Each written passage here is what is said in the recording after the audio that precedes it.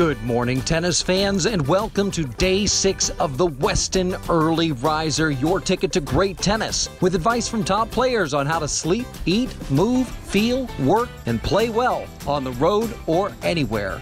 Friday night was all about Venus and Serena, but Saturday at the U.S. Open belongs to Roger. The GOAT has been dazzling fans and rivals alike for over 2 decades, amassing a men's record 20 Grand Slam titles and a staggering 310 weeks atop the ATP rankings. But what's even more remarkable than that? He's actually a really nice guy. We sat with broadcaster Nick McHale to discuss the still being written legacy of Roger Federer and why both fans and fellow players alike just can't help but like the guy. Mr. Roger Federer, how has he really changed the landscape of the tennis world? I think Roger's really transcended the sport through and through. I mean, the way that he plays is balletic. He's brought in fans that we've really never seen before to the sport.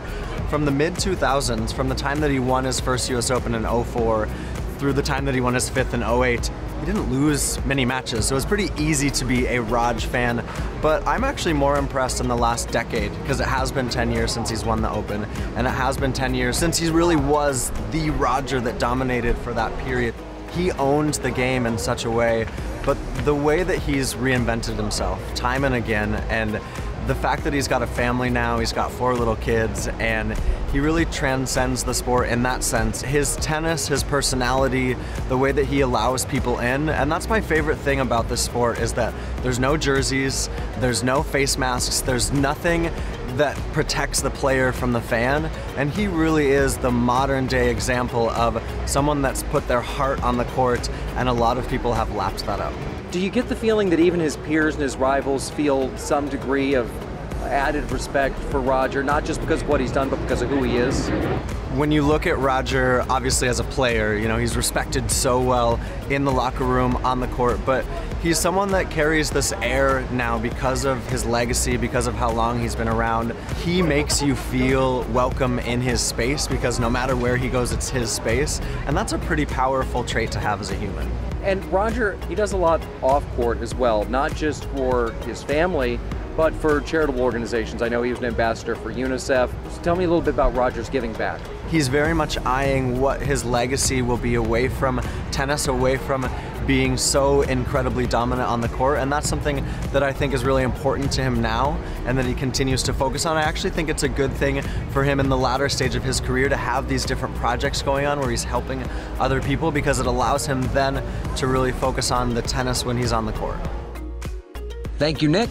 And now, on to Roger himself, with his feelings about this tournament and his chances for going on a title run for 21.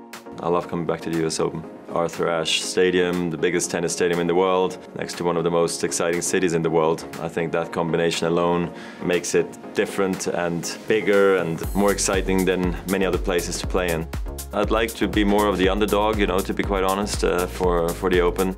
I haven't won it in 10 years, so it's been too long for me to consider myself the favorite. I was injured 2 years ago. Last year I wasn't also at my best physically. First up, I just would like to play a good tournament and see how far I can go and focus on the first early rounds. And to me, I don't know, other guys should probably be the favorites, another 37-year-old. Thank you, Roger. We can't wait to see it. And thank you for joining Day 6 of the Westin Early Riser. We hope you enjoy all the U.S. action today. And until tomorrow, stay well.